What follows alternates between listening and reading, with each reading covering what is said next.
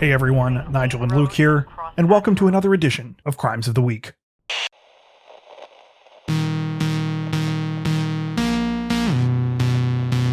On Thursday, a Dallas woman was sentenced to 5 years in prison for involuntary manslaughter after an illegal butt enhancement she performed caused the death of a 22-year-old nightclub dancer. In July of 2015, 49-year-old Natika Deontay Lee traveled from her home in Texas to the St. Louis suburb of Edmondson, where she injected liquid silicone into the buttocks of Daisha Phillips as part of the illicit cosmetic procedure. Phillips began to experience trouble breathing shortly after receiving the injection and was rushed to the hospital, where she later died of silicone pulmonary embolism. The silicone had gotten into her bloodstream before traveling to her lungs, where it became trapped and caused her death. According to reports, real cosmetic surgeons use fat from other parts of the body for these kinds of enhancements, as liquid silicone is not approved by the FDA for any of these procedures. However, black market practitioners sometimes use liquid silicone sourced from hardware stores to perform their illegal procedures. Similar deaths have reportedly occurred across the country.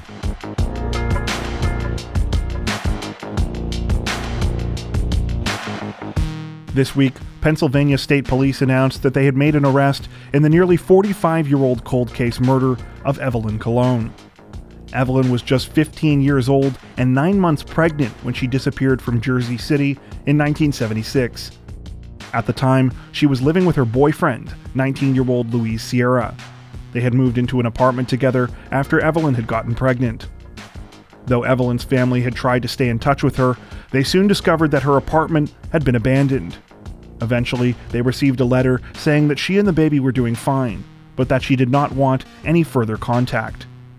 In December of 1976, the remains of a teenage girl and an unborn baby were found in 3 suitcases under the Lehigh Bridge in Carbon County, Pennsylvania. Sadly, because Evelyn was never reported missing, the remains were not connected to her disappearance, and she was given the name Beth Doe by investigators. Then, last year, thanks to new advances in DNA technology, authorities were able to use a sample taken from her femur bone to find DNA matches to living relatives and make a successful identification. On Wednesday, a now 63-year-old Louise Sierra was arrested for Evelyn's murder in Ozone Park, New York. He has been charged with 1 count of criminal homicide and is awaiting extradition.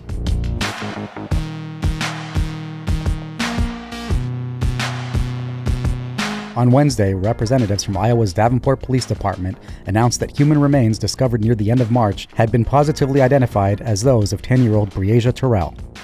Brieja went missing in the early hours of July 10, 2020, after reportedly spending the night in an apartment with her half-brother and his father, Henry Dinkins. Her remains were discovered on March 22nd by 2 fishermen in a pond in DeWitt. An autopsy was able to confirm the identification, as well as the working theory that the case was a homicide. Investigators had previously announced that Henry Dinkins was a person of interest in Brieja's disappearance and are currently asking for the public's help in determining his whereabouts around the time she went missing. Dinkins is currently incarcerated on unrelated charges.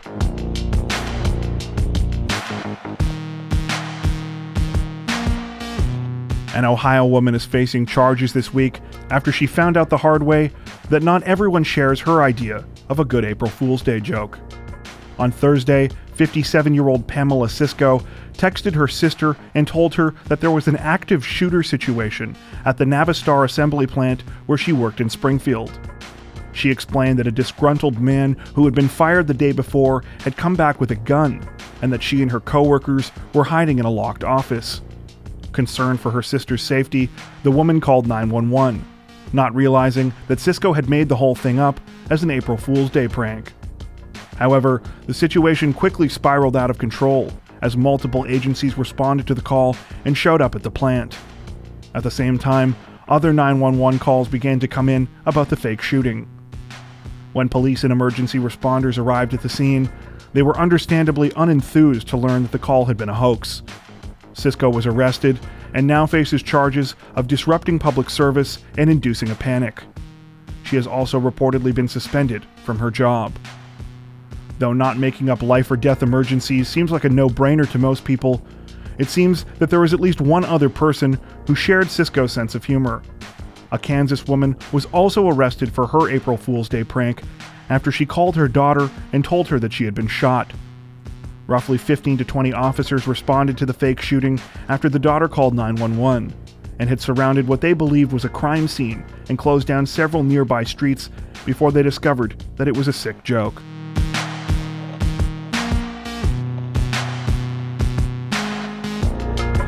A late-night bar fight in Idaho took a strange turn this weekend when one of the two men involved in the altercation bit off the other's nose.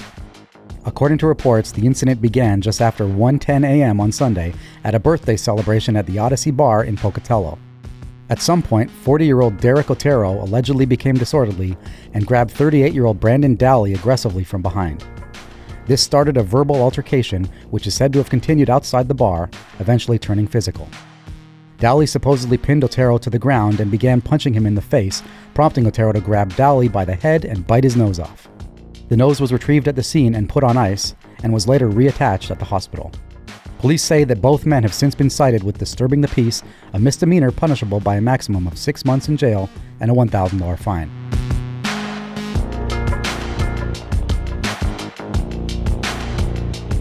Authorities in California say that a man is facing multiple murder counts and other serious charges after he shot and killed 4 people in Orange County. According to reports, 44-year-old Aminadab Gaxiola Gonzalez entered a business complex on Lincoln Avenue in Orange on Wednesday and opened fire. Police arrived on the scene within 2 minutes of receiving a call about multiple shots fired and discovered that the gate to the complex had been locked. Gonzalez shot at 2 officers, but was eventually wounded when they returned fire. When police gained access to the complex, they found 4 people dead. The victims have since been identified as 50-year-old Luis Tovar, 58-year-old Leticia Guzman, 28-year-old Genevieve Regoza, and 9-year-old Matthew Farias. Another woman who was wounded in the attack was taken to hospital, but remains in stable condition. It was reported that Gonzalez and the victims had personal and business relationships with one another. Police say that the attack was not random and that the target was Unified Homes, a mobile home brokerage business. Gonzalez now faces numerous charges, including 4 counts of murder, 1 count of attempted murder, and 2 counts of attempted murder of a police officer. He also faces multiple gun enhancement charges.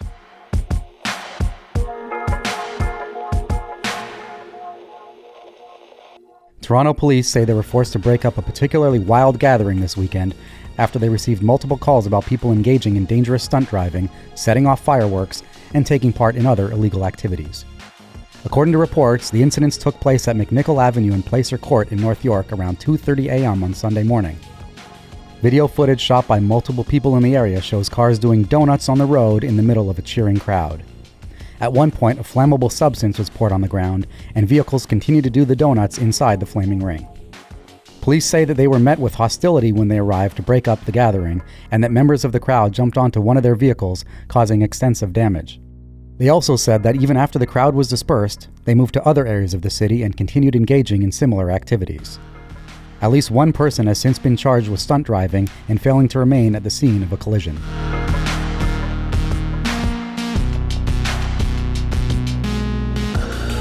A vehicle-ramming attack in the U.S. Capitol left 2 people dead this week, including the suspect behind the terrifying attack.